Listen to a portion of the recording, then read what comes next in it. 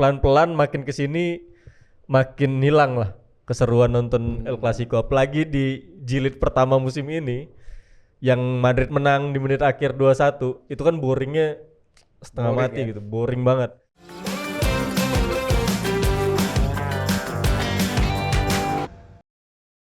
Halo Scorer, welcome back to Scorer Radar ya. Kali ini hostnya beda sendiri. Coba formasi baru. Saya coba nge-host bersama dengan Ucapin lebaran dulu dong. Hah? Selamat Oh Hari iya, Idul Fitri. selamat Hari Raya Idul Fitri.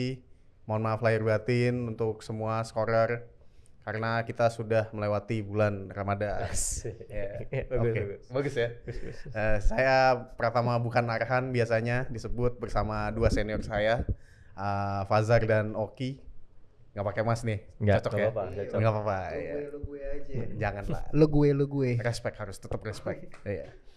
Ya, jadi kali ini kita bakal bahas soal persaingan di Liga Spanyol yang sedang tidak panas, tapi tetap harus dibicarakan karena pertemuan dua raksasa, dua kolosal, Barcelona dan Real Madrid. Ya. El Clasico. Nah, Betul. ini katanya Barcelona itu sudah memberikan tekanan. Padahal di awal musim kan sempat belum panas lah. Ya. Nah, ini kalau menurut Fazar dan Oki ini seperti apa nih nanti pertandingannya?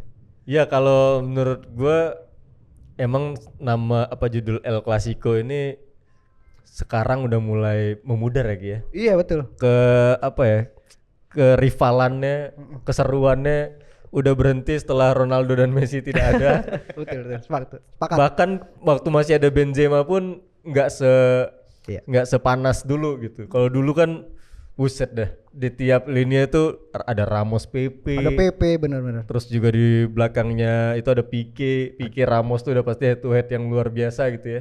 Nah setelah era itu pelan-pelan makin kesini makin hilang lah keseruan nonton El Clasico, apalagi di jilid pertama musim ini yang Madrid menang di menit akhir 2-1 itu kan boringnya setengah Boring mati ya? gitu, boring banget. Cuma ya balik lagi di setiap permainan El Clasico itu, pertandingan El Clasico emang ada sesuatu yang menarik pastinya. Kalau terakhir Bellingham yang mencuri perhatian, dan di pertandingan nanti mungkin ada lagi. Dari segi permainan emang dua-duanya emang sama-sama lagi nggak spesial sih, menurut gua. Iya sih. Di bawah Xavi mah tulis materi. Ada. Di bawah Xavi sekarang Barcelona lagi mulai bangkit. Di awal musim drop, bahkan dihujat-hujat, bahkan buat Xavi-nya kena mental, bilang kalau akhir musim bakalan berhenti dari jadi pelatih gitu. Tapi sekarang pelan-pelan udah mulai bangkit lagi, apalagi pemain-pemain yang cedera kayak De Jong kan waktu itu sempat cedera panjang, udah mulai balik lagi, udah mulai compete lagi. Terus ada beberapa nama lain juga kayak Pedri, udah mulai balik lagi gitu. Nah tapi tetap aja gitu, nggak seseru di musim-musim dulu gitu. Dan sekarang pun nggak ada lagi yang bisa dikejar gitu. Secara poin jauh, bukan yang posisi 1-2 yang beda 1 poin atau 3 poin gitu yang mungkin kemenangannya berarti gitu. Kalau sekarang menang ya just 3 poin aja gitu. Barcelona menang pun bedanya masih 4 poin. Iya, masih jauh gitu. Maksudnya ya cuma another 3 poin aja gitu kalau menang gitu. Bukan sesuatu yang bisa dibanggakan banget. Tapi kalau menurut gua untuk pertandingan nanti mungkin akan sedikit lebih seru dari yang jilid pertama, karena ya kita lihat mungkin Barcelona akan kasih perlawanan juga ya. Tapi kalau dari segi permainan gue bilang kedua tim lagi sama-sama drop sih. Kalau Oki mungkin tetap berharap Barca bisa menang karena pakai baju Barca. Ini kan baju bukan karena fans. Adanya cuman ini. Karena ada tanda tangannya. Ada tanda tangan ya loh. Tangan Messi Madun. dan Messi Mascherano. Ciseeng ya. Iya. Jadi justru ini spesial buat Real Madrid. Karena menjalani El Clasico kali ini, musim ini, kalau nggak salah aja, bener nggak? El Clasico pertama di stadion yang baru ya? Ya. Iya kan, El Clasico pertama di stadion baru. Jadi ini spesial bagi Madrid, tentu ingin membawa kemenangan pertama ya. Sementara Barcelona ya Barcelona kayak tahun ini belum pernah kalah ya. Wih, Tahun ini Tahun ini tahun belum ini. pernah kalah.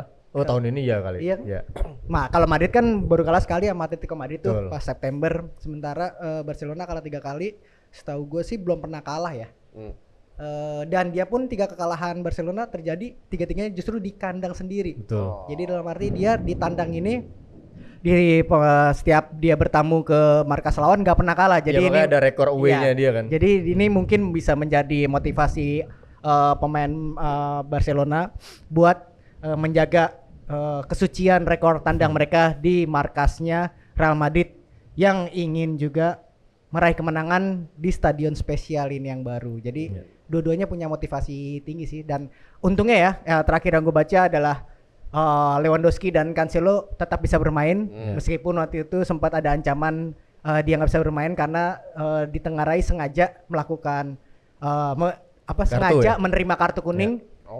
Jadi pada akhirnya karena syaratnya itu harus ada yang melaporkan dalam kasus ini Real Madrid, tapi tidak melaporkan sama sekali. Jadi tetap dia tidak bisa bermain cuman pas lawan Cadiz doang. Jadi pas setelah lawan Cadiz lawan Real Madrid tetap bisa bermain. Jadi itu sebuah suntikan juga moral dari Barcelona yang kita tahu kalau misalkan Cancelo sama Lewandowski dihukum, takutnya kan ada omongan-omongan di belakang tuh. Wah, ini nih RFEF-nya nih yang memang pro ke Madrid ya bla bla lah. Tapi setahu gue mereka tetap bisa bermain. Jadi ya jadi tambahan motivasi buat Barcelona. Ya, kalau ngomongin kalah, ya Barcelona terakhir kalah yang lawan Madrid yang di Oktober. Di jilid pertama itu terakhir mereka kalah gitu. Gak seru juga ya berarti ya? Iya. Madrid sama Barcelona gak pernah Itu kalah. dia. Tim lain kan bisa ngalahin gitu. Jadi yang kita kira kemarin Girona bisa kasih Iya, warna baru di persaingan, ternyata ya enggak juga. Udah turun-turun. Sekarang udah ketiga sekarang Girona udah ya? ketiga. Nah, kalau gue melihat di pertandingan nanti tetap Madrid lebih diunggulin sih, Tam. Walaupun secara squad gue juga beberapa kali bilang squad Madrid itu bukan squad yang ideal. Mereka tidak punya striker utama, striker murni, bermain dengan false nine, Jude Bellingham, kadang Rodrigo, Joselu yang sebagai striker tapi nggak pernah turun starting gitu. Iya. Dia seringnya stunting. Nah, tapi yang ini dia individu-individu Madrid ini yang menolong penampilan Madrid musim ini gitu. Pemain-pemain yang punya kualitas tinggi, terus juga walaupun beberapa pemain cedera tapi pemain pelapisnya masih bisa nambel gitu. Kayak lini belakang kan Alaba cedera, terus juga Militao kemarin akhirnya comeback waktu lawan Bilbao, masuk menit akhir setelah hampir berapa bulan, 7 bulan absen ACL. Kemarin udah balik lagi, ya kemungkinan lawan Barcelona ini bisa jadi kekuatan yang berbeda di lini belakang gitu. Nggak ada mereka pun, nggak ada Militao, Alaba pun, ada Tchouaméni, Rudiger, Nacho. solid juga di belakang, Nacho. Kamavinga bahkan bisa back kiri. Kamavinga back kiri gitu. Inilah kualitas-kualitas individu yang bisa main di berbagai posisi ini yang bantu Ancelotti musim ini gitu. Walaupun nggak ada sosok goal getter kayak Benzema, tapi ada pemain-pemain yang punya insting golnya juga luar biasa gitu. Terutama Bellingham yang jadi top skor Madrid musim ini gitu. Sosok baru dan bukan striker, tapi jadi lumbung golnya Madrid gitu. Ini kan sesuatu yang bisa diandalkan Madrid musim ini gitu, yang mungkin tidak dimiliki Barcelona. Kalau gue bilang Barcelona, Xavi memang inkonsisten masih, tapi pemain-pemainnya pun kalau menurut gue masih jauh lah di bawah kualitas main Madrid. Kalau kita lihat di sayapnya Rafinha, itu juga on off banget mainnya. Cuma ya Anthony, gaya-gaya Anthony juga gitu, sama aja gitu. Cuman Brazil, stylish doang ya? Stylish doang. Karena namanya Rafinha. Iya, Rafinha gitu. Iya, Rafinha. Terus juga ada Ferran Torres yang semenjak dibeli dari City kontribusinya ya nggak kelihatan banget juga di Barcelona gitu. Lewandowski pun walaupun golnya terlihat tapi nggak terlalu sesignifikan itu juga. Menurun. Lewandowski itu musim ini baru 13 gol. Itu dia. Musim lalu dia 23 gol kalau nggak salah. Iya. Ya. Tapi sisa pertandingan tinggal 8 pertandingan, gue kira nggak bakal bisa ngejar 23 gol musim lalu. Nah, beda juga kan ketika Benzema di musim terakhirnya di Madrid. Tetap sosoknya tuh sebagai goal getter, sebagai killer instingnya di kotak penalti tuh tetap jadi yang ditakuti sama lawan gitu. Tapi Lewandowski tuh di musim ini nggak ada sama sekali sosok kesan-kesan itu buat tim-tim lain gitu karena dia kemarin cedera cukup panjang, golnya menurun gitu. Jadi dari beberapa pemain ini yang menurut gua membuat Madrid jauh lebih unggul daripada Barcelona buat di pertandingan nanti gitu. Nah ini walaupun sama-sama rivalitasnya tinggi, dua klub yang berbeda juga, tapi ada satu kesamaan antara Barca sama Madrid. Apa tuh? Sering ingin mengorbitkan pemain muda. Ya. Ingin kayak memperkenalkan, mempromosikan pemain-pemain mudanya mereka. Kayak misalkan Barcelona sekarang Lamine Yamal. Tapi beda treatment.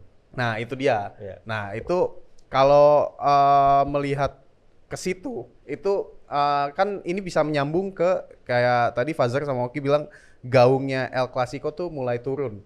Mungkin karena nggak ada sosok yang bisa dijadiin antagonis gitu loh. Kan kalau dulu ada antagonisnya, kalau dari Madrid ada CR7 yang diobrolin mulu, terus dari Barca juga ada Messi. Ya terus, mungkin Mbappe datang musim depan mungkin bisa jadi. Bisa jadi ya. Tapi sekarang pun udah ada Jude Bellingham yang bisa dibilang gimmicknya dia tuh arogan gitu loh. Kayak misalkan selebrasi kayak begitu. Nah, ini kedepannya El Clasico dengan kehadiran pemain-pemain muda Lamine Yamal, terus mungkin dari Madrid Arda Güler kali mungkin mau diorbitin, itu bakal kayak gimana nih? Ya kalau gue sih melihat kesamaan dari kedua tim ini yang lagi mencoba rebuild dari masa-masa jayanya. Ketika zaman dulu ada trio BBC, di Barcelona ada trio MSN, di lini tengahnya pun begitu gitu, ada Busquets, Iniesta, Xavi. Tengahnya Madrid ada Casemiro, atau mundur lagi di zaman itu Xabi Alonso, Kroos, Modric Ozil, Khedira, Di Maria. Jadi emang beberapa di setiap lini itu head to headnya setara gitu ya, selevel gitu. Mungkin di 2 musim ke depan mungkin bisa akan sama. Cuma kan kalau kita lihat cara mengorbitkan pemain mudanya berbeda ya, dari Barcelona itu dari La Masia, produk murni, sedangkan Madrid nyari bibit-bibit unggul dari luar gitu, dibeli. Ya cuma duit banyak bos, ya kan. Perbedaan antara yang ada yang punya duit sama nggak punya duit. Kalau yang punya duit ya beli aja, kalau yang nggak punya produksi. Gitu. Barcelona kan sekarang udah mulai beli juga. Iya. Vitor Roque. Oh iya benar. Kan? Iya. Tapi kan Madrid tuh, tapi walaupun caranya seperti itu, pemain-pemain yang dipilih Madrid itu emang pemain-pemain yang levelnya di atas walaupun usianya masih di bawah gitu. Kalau menurut gue contoh suksesnya gitu, Camavinga, Vinicius, Rodrigo itu dibeli dari umur 17, bahkan belum masukin usia 18 tahun tapi udah dibeli, tapi kualitasnya bisa dibilang mentalnya udah bisa compete di level top gitu. Camavinga, Tchouaméni, beberapa pemain yang udah diboyong dari muda.